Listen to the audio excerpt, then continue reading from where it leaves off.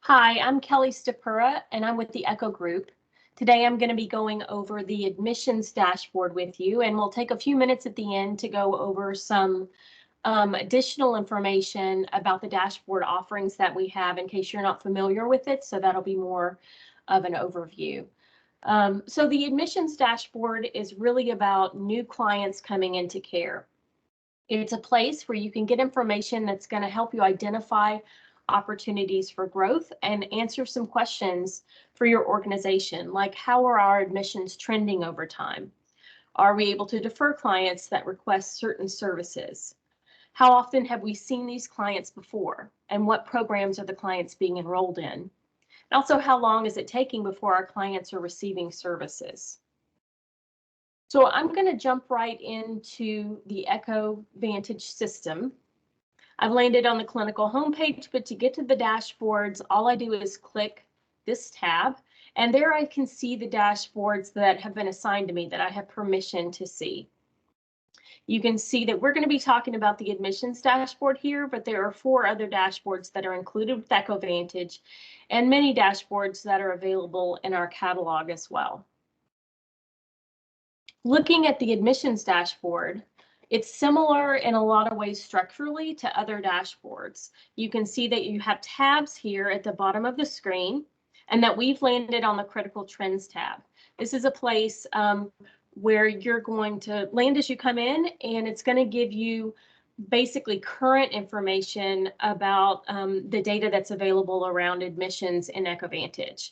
From there, you can dig into all that information further by jumping into these inner tabs that we'll look at. You're always going to have a help tab, which is going to provide information about where the data is coming from in EchoVantage. You also have raw data that you can always export into CSV or Excel, and a table relationships image, so you can join those tables up together yourself if you're wanting to do something with that data.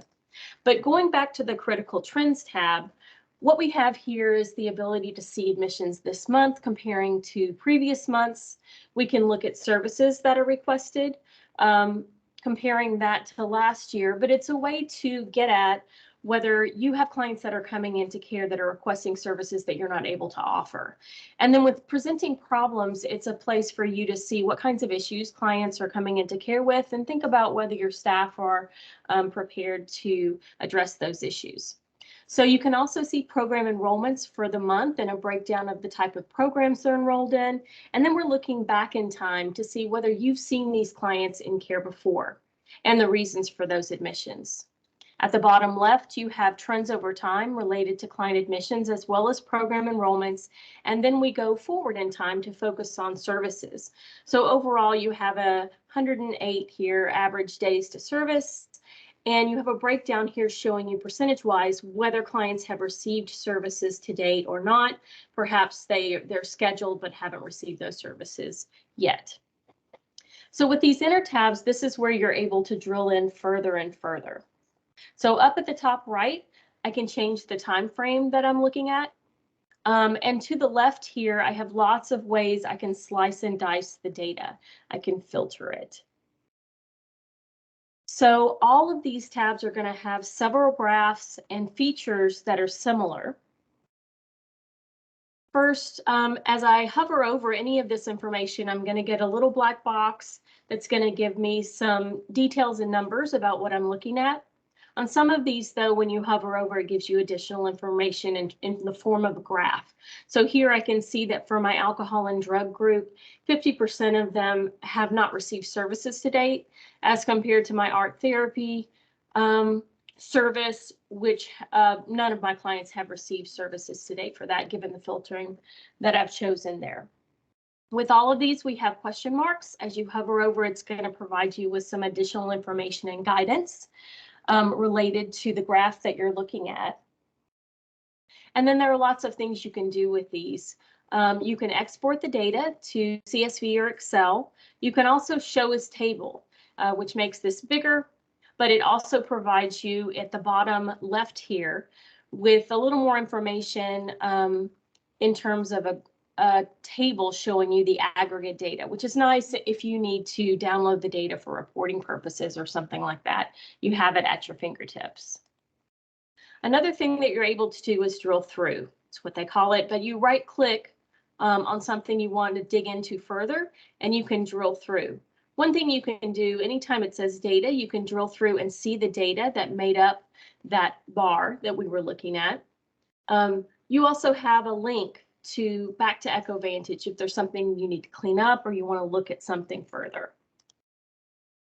Another thing you can do when you right click is you can drill through to see a graph itself. So let's say I wanted to see more information about what I've chosen in terms of the demographics of those clients.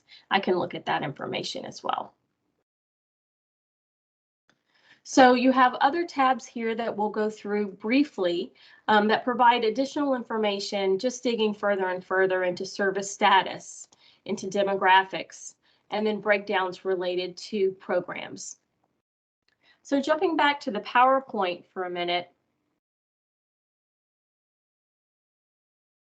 just want to show you and remind you that we have these 5 dashboards available in EchoVantage. We also have a large catalog at this point of dashboards available to you as well. Logistically, we're using Microsoft Power BI Pro for our dashboards, and there's some pricing information there for you.